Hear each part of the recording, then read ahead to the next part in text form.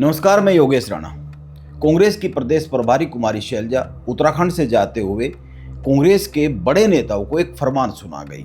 सवाल ये उठ गया है कि इस फरमान के बाद, क्योंकि इस फरमान के बाद एक घमासान मच गया है कांग्रेस में, और सवाल ये उठ गया है कि वो जो कांग्रेस के बड़े नेताओं को फरमान सुना के गई है, क्या वो व्यवहारिक है। खासकर उत्तराखंड में उन्होंने कहा, उत्तराखंड में टिकट बंटवारे के दौरान एक परिवार एक टिकट का फार्मूला लागू रहेगा, यानी हरीश रावत, यशपाल आर्य, प्रीतम सिंह, हरक सिंह रावत को एक ही टिकट दिया जाएगा। इनके परिवार के किसी दूसरे व्यक्ति को टिकट नहीं दिया जाएगा। मैं नाम इसलिए ले रहा हूं कि सबसे ज्यादा दो टिकट इन्हीं को चाहिए। साफ साफ ये लोग तैयारी करते हुए दिख रहे हैं। कहां से तैयारी करते हुए दिख रहे हैं इसको भी समझेंगे। और क्या सचमुच ऐसा हो सकता है कि इनको दो टिकट ना दिए जाए, एक इनको और एक इनके उस व्यक्ति को जिसको ये चाहते हैं। और कुमारी शैलजा क्या किसी व्यक्ति विशेष के लिए बात कहकर गई है? और वो क्यों कहकर गई है, जबकि जो दिग्गज है उनको तो टिकट चाहिए ही नहीं।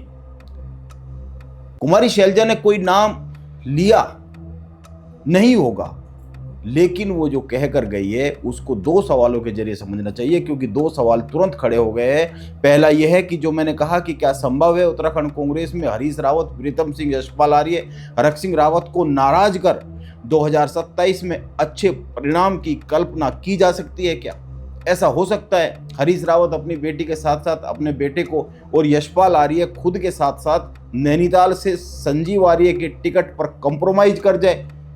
हरीश रावत हो सकता है एक बार कर भी जाए, लेकिन क्या यशपाल आर्य, ऐसा हो सकता है कि संजीव आर्य को टिकट ना मिले और यशपाल आर्य कहे कि बहुत अच्छी बात है, और वो भी उस नजरिए से जबकि नैनीताल सीट पर संजीव आर्य लगातार 5 साल से तैयारी कर रहे हैं और हरीश रावत के बेटे भी कर रहे हैं वैसे तो।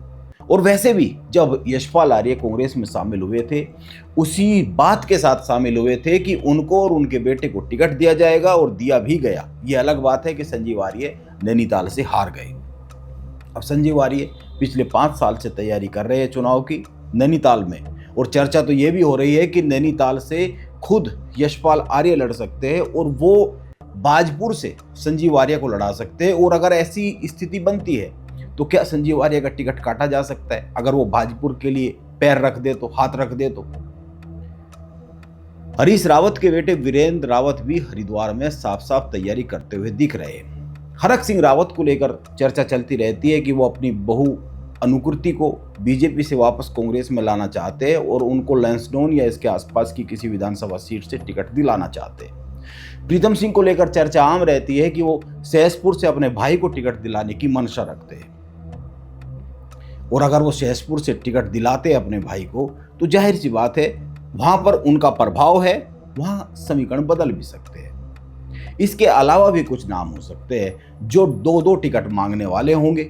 लेकिन बड़ा सवाल यह है कि यह बात जो कुमारी शैलजा कहकर चली गई, एक परिवार एक टिकट, यह क्यों कांग्रेस में लागू नहीं हो सकती है, इसको समझना चाहिए। इसको कुछ बिंदुओं से समझेंगे।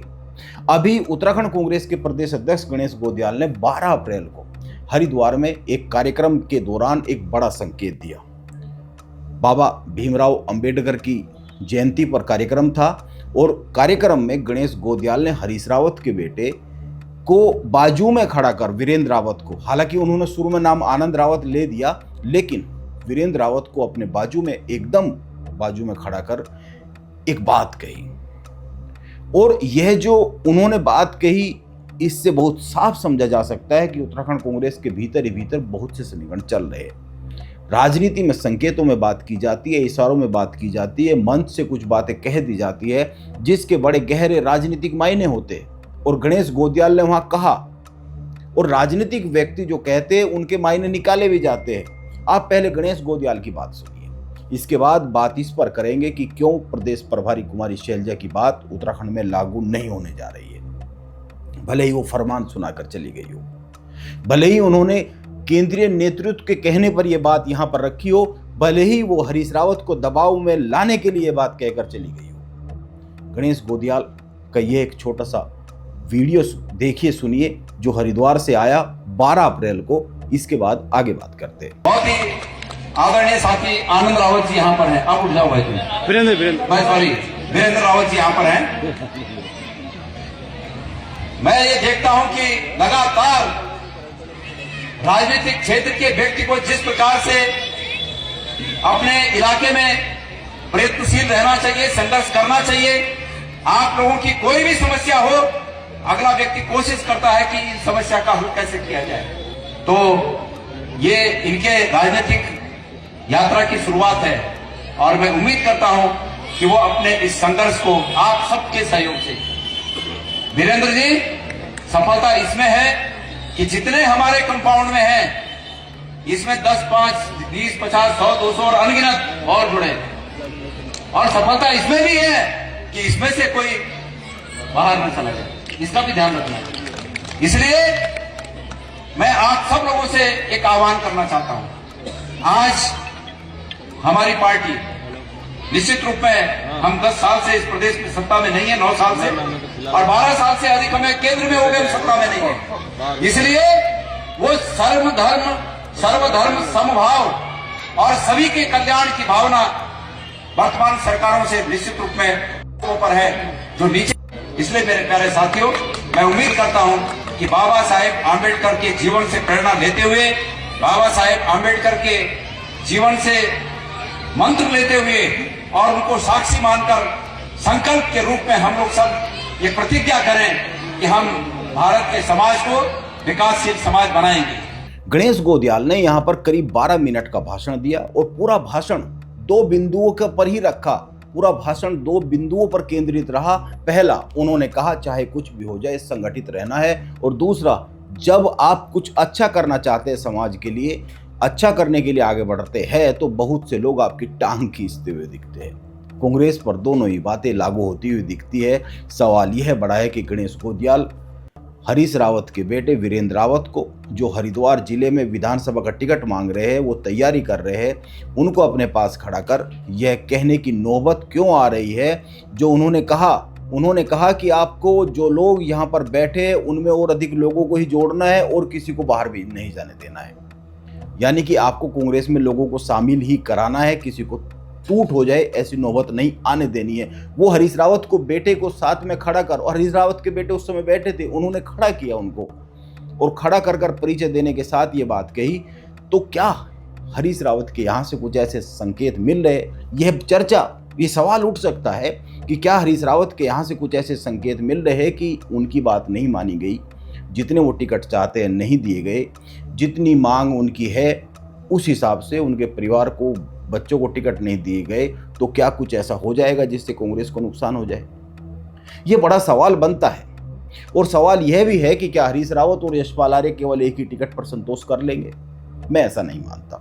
मैं मानता हूं एक बार हरक सिंह रावत और प्रीतम सिंह ये मान सकते हैं कि चलो एक ही टिकट पर बात बन जाएगी, चलो कोई बात नहीं, एक ही टिकट ले लेते हैं। लेकिन हरीश रावत, अनुपमा रावत के साथ साथ आनंद या फिर वीरेंद्र रावत के लिए टिकट हर हाल में चाहेंगे, क्योंकि ये लोग चुनाव की तैयारी करते हुए दिख रहे। आनंद रावत को लेकर तो अलग अलग सीटों पर चर्चा आती रहती है, कभी डीडी हाट को लेकर आती है, कभी धर्मपुर को लेकर आती है, कभी रामनगर को लेकर आती है। लेकिन वीरेंद्र रावत तो साफ तौर पर हरिद्वार में तैयारी करते हुए दिख रहे और वह सांसदी का चुनाव भी लड़े हैं। और यशपाल आर्य ने तो अपने बेटे का टिकट हर हाल में तैयार किया है, चाहेंगे ही वो। वैसे भी मैं मानता हूं कि नैनीताल जिले और उधम सिंह नगर के जिले में यशपाल आर्य का बड़ा प्रभाव है। नैनीताल में कांग्रेस के पास कोई अन्य मजबूत चेहरा भी नहीं है संजीव आर्य के अलावा, और फिर नैनीताल में यशपाल आर्य के विरोध के साथ अगर कांग्रेस ने किसी को टिकट दिया और यशपाल आर्य इसके विरोध में रहे, तो क्या कोई नैनीताल में जीत सकता है कांग्रेस का? यह हो सकता है कि यशपाल आर्य जिसको समर्थन दे, समर्थन के बाद भी ना वो जीत पाए। पिछले चुनाव में ऐसा हुआ, वो बेटे को जिता नहीं पाए। हो सकता है इस बार भी जीत पाए या ना जीत पाए, कुछ नहीं कहा जा सकता, लेकिन ऐसा मुश्किल लगता है कि जिसका वो विरोध करे वो जीत जाए। इसीलिए कुमारी शैलजा जो कहकर चली गई, इस बार टिकट बंटवारे में उत्तराखंड में एक परिवार एक टिकट का फार्मूला लागू रहेगा, यह लागू होता हुआ तो नहीं दिख रहा है। और सवाल यह भी उठता है कि वो कहकर इतने पहले क्यों गई? अंदरूनी तौर पर क्या इस पर सहमति बनी? क्या उत्तराखंड कांग्रेस के सभी नेता इस पर सहमत हो गए? बात यह है कि वो हरीश रावत को दबाव में लाने के लिए भी यदि वो कहकर गई होगी तो लेकिन क्या आपको लगता है हरीश रावत इस तरह की बातों से दबाव में आने वाले राजनीतिक व्यक्ति है? इसीलिए यह जो हेडलाइंस में बड़ी बड़ी हेडलाइंस में चर्चाओं में कांग्रेस के राजनीतिक कॉरिडोर में यह जो चर्चा आम हो गई है कि कांग्रेस में इस बार एक परिवार एक टिकट, तो यह केवल चर्चा ही रहने वाली है ऐसा लगता है। नमस्कार, मैं योगेश राणा।